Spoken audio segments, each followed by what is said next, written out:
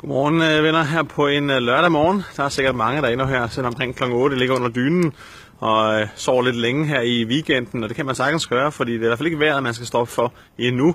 Mange steder er det nemlig rigtig tåget, ligesom her bag mig i Københavns Sydhavn, hvor vi holder til her på TV2 News.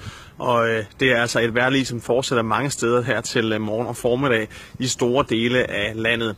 Men ligesom i går, så satser vi altså på, at solen igen kommer igennem.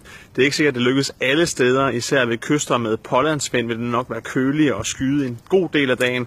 Men ind over land og ved kyster med fralandsvind, der kan man altså godt få mulighed for en hel del solskin også i eftermiddag. Temperaturer, ja, 7-8, måske lokalt 9 grader.